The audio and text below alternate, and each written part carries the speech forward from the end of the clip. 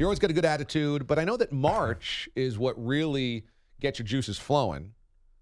How about the NBA draft? Is this also? The NBA draft is one of my favorite days of the year because I feel like we're really right now having all worlds collide, DA. Yeah. You've got, the college game intertwining with the NBA game. I'm never obviously going to fancy myself as a quote-unquote NBA guy. I'm not going to be one of those college guys who jumps on and all of a sudden, I'm trying to talk about, I remember that game in February when the Clippers beat the Pelicans. But it's such a fun day to watch all these players, have some of their dreams and, come into reality. Is that a drive-by shot at some of the other college basketball guys that pretend to be NBA guys this time of year? No, I think a lot of people who cover college basketball enjoy the NBA. I'm somebody who just prefers to be somebody who stays in their lane. I think one thing, too, I learned, and, we've talked about our career paths over the years, which I think is a burgeoning friendship, is, if you're a jack of all trades, sometimes you're a master of nothing.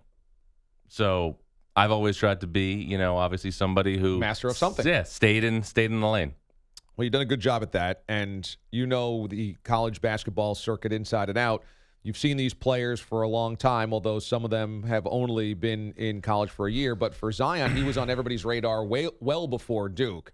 And we had seen these viral clips of him going back to his sophomore and junior year in high school. Do you think he translates into superstardom in the NBA? He's a cultural phenomenon in college. I think he has a chance to be the same in the NBA. And I think the big thing you need to look at with Zion Williamson is you don't operate with the same space in college basketball that you're going to operate in the NBA because, one, you have better shooting around you, and two, defenses are not usually in a situation where they're going to play zone as frequently as they are in college. Now, here's another thing you need to remember. Zion didn't play with great space last year because of obviously the defenses that he saw, but also Duke was not a great three-point shooting team. So in a day and age where positionless basketball is kind of the in term, I don't think somebody can define that term better than Zion Williamson. So in other words, Zion will have more space to operate in the NBA, which should allow him to take advantage of his talents even more. No question. And I think we took for granted a little bit just how efficient this guy was. I mean, when you think about guys who shoot high percentages offensively, I mean, in terms of an all-time rate, you think about Shaq, you think about Chamberlain. This guy shot 68% from the field. He is not a 7-footer with his back to the basket. And DA, after missing 6 games in the middle of the season, he was 33 of 43 in the ACC tournament from the field. It's illegal in 48 states. What's worst case scenario for Zion? That he never develops an outside shot that's consistent? He's become a better outside shooter in the last couple of years than he was, a few years ago when he was first getting on the circuit. But I think the thing you need to look at right now with Zion Williamson is he is going to be in a scenario, not that he didn't have a great supporting cast at Duke because some of the top picks in this draft are going to come from Duke, but the main thing that usually resonates in college basketball is veteran experience. And that's one thing that Duke really lacked last year. And, I talked to Mike Krzyzewski about this, in the middle of last season. Last year's Duke freshman class had to undertake more responsibility than any other freshman class that played at Duke because they didn't have dominant veteran returning presences, in tow. You think about the Duke team that won a national championship in 2015 with another great one-and-done class, Tyus Jones, Jahlil Okafor, Justice Winslow. They had Quinn Cook. They had Emil Jefferson. They had Matt Jones. This Duke group did not have that type of veteran experience. John Rothstein joins us to look ahead to tonight's NBA draft. He'll be on SI.com with draft coverage tonight. Ja Morant, small school guy. A lot of schools missed on him, but I think now he looks like he's the future of the NBA. That type of player is what I mean, his style of play.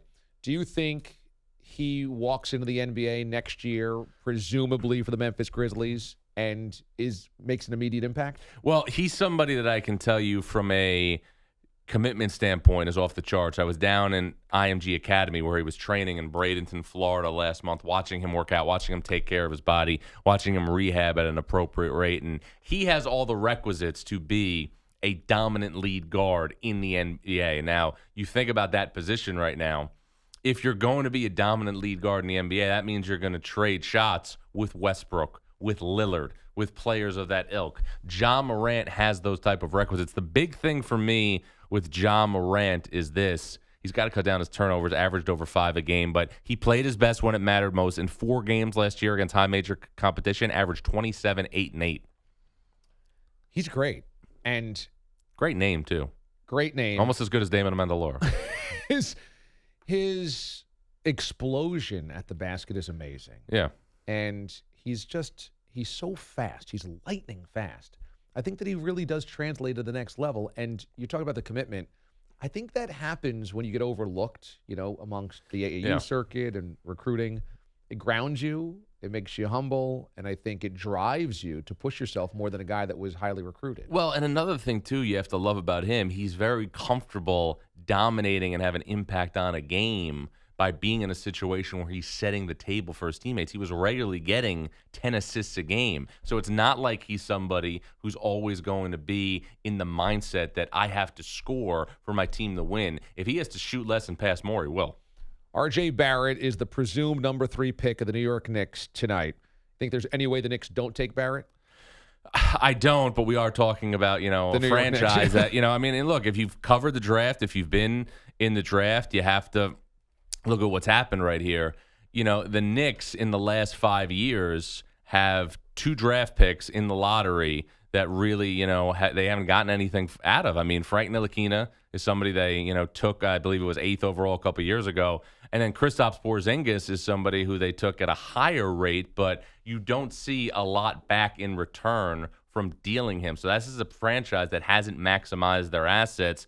To their favor, though, this looks like a draft where you have 3 players, well above everybody else. And that's why, for me, the storyline in this draft is entitled Beyond the Troika.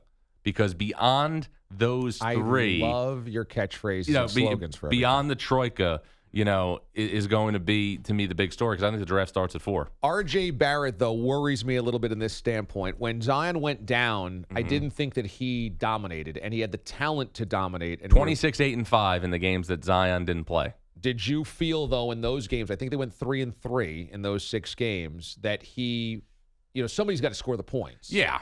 And I kind of felt like he didn't take that next step of dominance that I wanted to see because there was a void. I think that, there's some truth that I also think it goes back to the supporting cast. I mean, with all due respect to the other ancillary pieces on Duke, their veteran players were not at the caliber and the level that I think truly great teams usually have. And that's why I think you saw Duke in the NCAA tournament struggle with UCF, struggle with Virginia Tech. There was nobody there to be a great steward for this program that had been through the gamut before. And if you obviously don't have Zion Williamson right now, other than R.J. Barrett and Cam Reddish, there weren't other people on Duke that could regularly be offensive factors. Could Alex O'Connell make a shot for Duke in spurts? Sure. Could Javin DeLaurier or Marquise Bolden get a putback here or there? Absolutely. Could Trey Jones be in a situation where he could knock down a couple of shots or get a layup? Yeah. But you didn't have many bona fide scoring options on Duke other than the big 3 of Zion, Barrett, Reddish. College basketball insider John Rothstein joining us in studio ahead of tonight's NBA draft. He'll be on SI.com tonight. Who's the 4th best player in the draft? The 4th known commodity, in my opinion, and the safest pick at number 4 is DeAndre Hunter out of Virginia. Like a queen on a chessboard, he can go in different places on the floor and guard different areas in basketball. But I will say this, the player in the 2019 NBA draft that has the 4th highest ceiling is Cam Reddish. Now, he's also the most mercurial prospect in the 2019 NBA draft, because you look at Cam Reddish, and I wondered this, DA, all season long.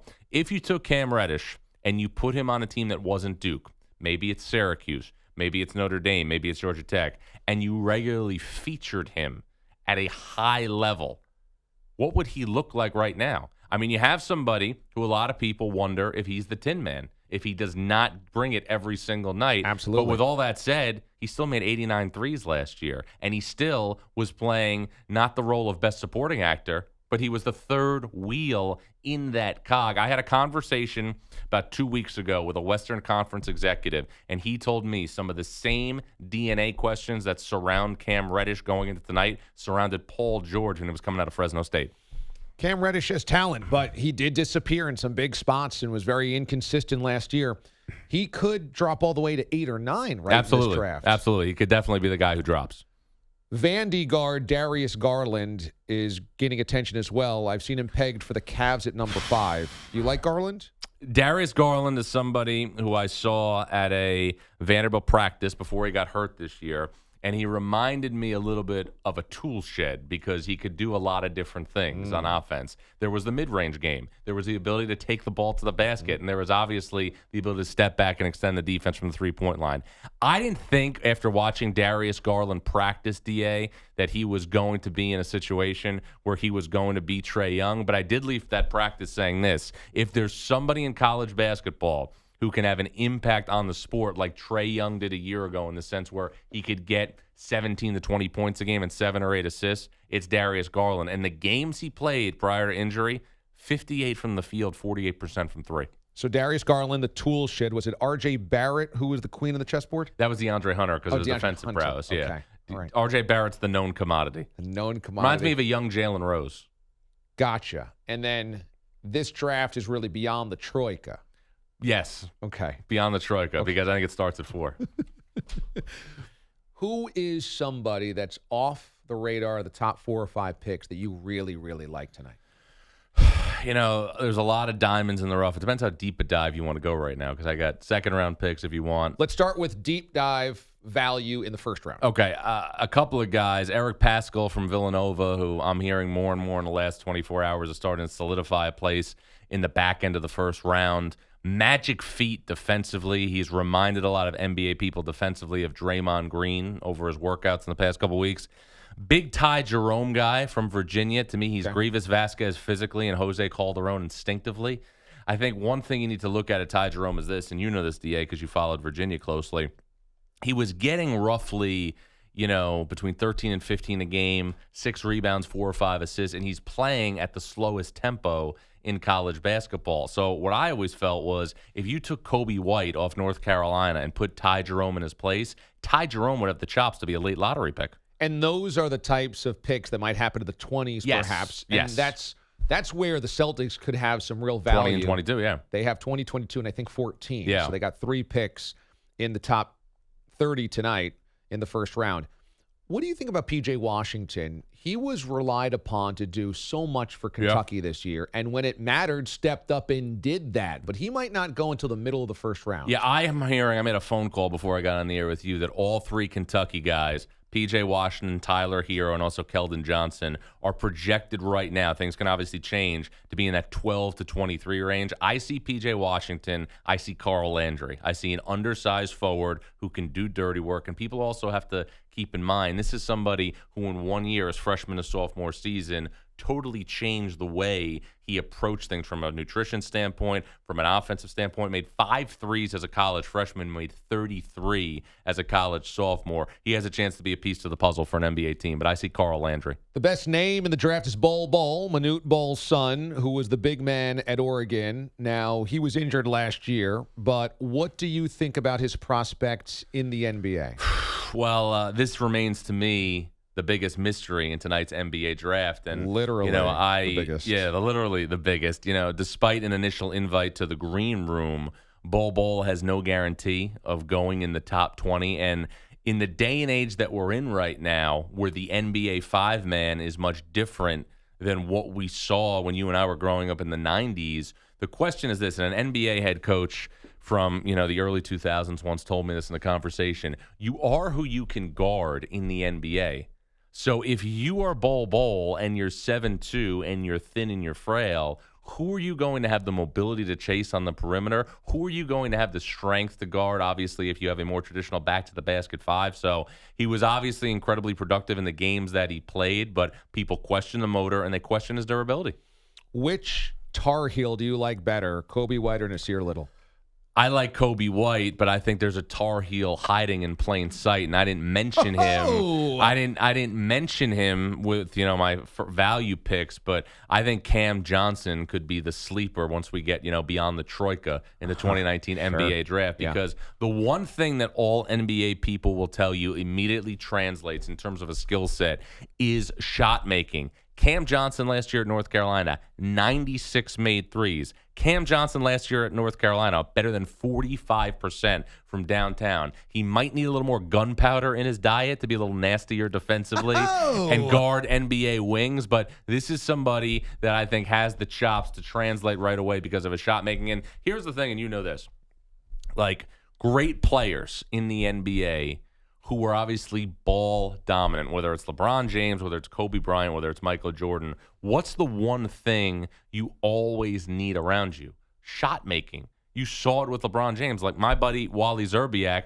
after he had knee issues, became a vital cog for him in Cleveland because he could stretch the defense and make shots. Cam Johnson has those types of chops. But he does need more gunpowder in his diet. That's correct. I love that turn of phrase. You got correct. A million of them. Well, come on, my man.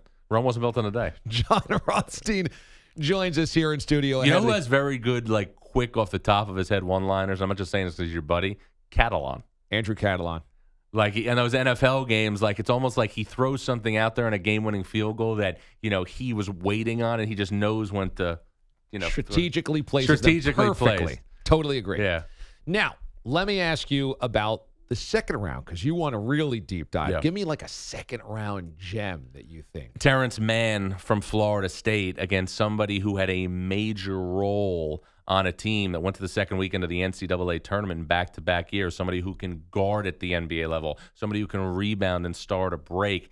Also think another guy to keep an eye on is Aubrey Dawkins from UCF. And even if those guys aren't drafted, I think Terrence Mann will definitely be drafted tonight. But I look at guys who have NBA-ready bodies who could go to training camp and make a roster. Now, you're always looking at obviously having the longest professional clock as possible. That's why so many younger players are going into the NBA draft. But when you have guys who have played college basketball 4 or 5 years and are physically ready to play, that's what I think you're getting with people like Terrence Mann or Aubrey Dawkins. Aubrey Dawkins has always had the size and the strength to guard professional level wings, but this year what he added was shot making. In the game that UCF lost by 5 at Cincinnati in midseason, I saw NBA level shot making from Aubrey Dawkins, coming off screens, coming off curls, squaring his shoulders to the basket, knocking things down. I want to do a big picture question with you. How will the upcoming elimination of the one and done, allowing high school players to go to the NBA, which will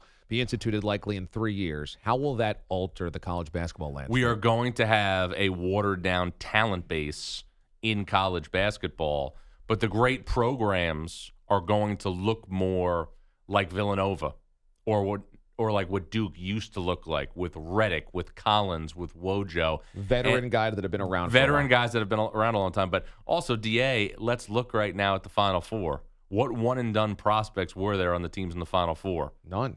What players who were freshmen had a major impact on the teams that went to the Final Four? Aaron Henry, Michigan State, Kihei Clark, Virginia, Kyler Edwards on Texas Tech. The teams that are going deep in the NCAA tournament are not built on strictly one-and-dones. And look, I think I said this to you, when we were visiting in March. I'm going to say it again. There's a little bit of a theory out there and a narrative that 2012 Kentucky and 2015 Duke were all one-and-done built. 2012 Kentucky had 3 players, Deron Lamb, Terrence Jones, Darius Miller, who all played on a Final Four team the year before. Deron Lamb led Kentucky in scoring against Kansas in the national championship game. Darius Miller was the SEC tournament MVP at Kentucky once, and as you know, Terrence Jones was a big piece for Kentucky up front. Now, what about Duke in 2015? We touched about this at the top with Jefferson, with Matt Jones, and with Quinn Cook. Mike Krzyzewski and Jeff Capel, who was the top assistant on that Duke team in 2015, told me in separate conversations since 2015 that Quinn Cook was the most important player on Duke's national championship team in 2015. Not the best, but the most important. Think about who Duke played that year in the NCAA tournament. They played in the Sweet 16 Utah, who had who? Jakob Poeltl. They played in the Elite Eight, who? Gonzaga, who had Shemek Karnowski. They played Wisconsin in the national title game, who had who? Frank Kaminsky. You think Emile Jefferson's defense was important in winning those games? Did you see flashes of NBA stardom in Kawhi Leonard when he was at San Diego State? Kawhi Leonard, floor-wise, was sensational, but Kawhi Leonard, shot-making-wise, was not. Nobody saw Kawhi Leonard developing into this type of offensive player, but this is going back to what, we talked about. This is what NBA people always look at. The one thing that always seems to be able to be refined is shot making. But no, nobody saw this. And, I talked to, Steve Fisher about that, a couple of years ago when he won MVP of the Finals with the Spurs. Nobody saw this. When there's no more one and dones, obviously college basketball changes. Is it already changing now that we have G League contracts that can pay up to $125,000 a year? Well, this is what you're seeing, and this is another storyline. But, I don't think you're seeing education ever more or less valued than it is right now, because there are players right now who have entered the NBA draft from world-class institutions that are just more interested in being in the G League or being overseas and being a professional rather than having a great experience in playing college basketball. I mean, there are 3 gentlemen from UCLA, Jalen Hands, Moses Brown, and Chris Wilkes, from a world-class institution that may not be drafted, that didn't play in the NCAA tournament last year, but it was more important to them to do this than to go back and to get better and refine their skills. So, I was talking to a college head coach about this, and it's interesting because you think about it, and you can relate to this, because you're a Syracuse alum. If Tyus Battle or O'Shea Brissett went back to school next year, there's a chance that next year, being on a Syracuse team that would definitely be in the top 10 if they were both there, would be the best year of their life, regardless of if they're going to play in the NBA or not. That's right. And kids right now are bypassing that opportunity just because they would rather be a professional. That's exactly right. And so I want to wrap up with the LaMelo Ball situation, because LaMelo was basically yanked out of high school by his dad, then wanted to come back and play high school ball, and it was basically rendered, you can't do that because you're already a paid professional in Lithuania, essentially. Now he's traveling across seas again for his senior year in high school, I believe, right? This upcoming year? It would have been a senior year? Yeah. Number one, how do you project LaMelo Ball? LaMelo Ball, somebody who would have been, an impact player next year in college. But here's the thing, too, and you know this as well as anybody. You're not just developing in basketball. You're developing as somebody who was an adolescent to becoming a young adult to eventually becoming an adult. So there's a lot that you gain from going to college and dealing with everything. Look, Zion Williamson is an outstanding young man, but I'm sure there are things from the experience he gained this year by playing for Mike Krzyzewski, by playing at Duke, by dealing with all the media attention, by dealing with being on that campus. But it's almost as if that means nothing anymore, the opportunity to play for Hall of Fame coaches to refine your skills, not just on the floor, but off it as well. Yeah, it's all about being a paid professional. And so you think LaMelo will be an okay NBA player? I mean, I never want to be somebody who speculates on speculation, but, we'll have to wait and see what he does overseas. Okay. Final point is, up until high school freshmen will be allowed, or I should say, high school seniors will be allowed to the NBA draft, do you foresee more high school players doing what LaMelo Ball is doing and going internationally? we saw yesterday a young man, Terry Armstrong, who was committed to Arizona, top 50 recruit in the 2019 class, bypassed the chance to go to Arizona. And, from talking to sources close to the situation, he would have qualified academically and be able to play. He's going to be in the G League or be overseas because he would rather do that because he wants to be a professional versus go to Tucson, Arizona and be a part of a team that could be a top 15 team nationally next year. And Tucson's a fun place. Very underrated Italian in Tucson, a place called Vivace. It's off the main strip, but I went before the Arizona blue-white scrimmage 2 years ago. What's the John Rothstein order at Vivace? What did I have? I think I had a minestrone soup and then a veal dish. It was tremendous. You never think you're going to get great Italian in the desert, but Vivace in Tucson. Vivace, I believe. John Rothstein, you can watch him tonight as part of the NBA draft coverage at SI.com. Follow him on Twitter for the latest as well, at John Rothstein. He's a guy that likes to stay in his lane. That's right. And he's really good at that lane. Jack of all trades is a master of nothing, and I look forward to finding out more tonight beyond the Troika.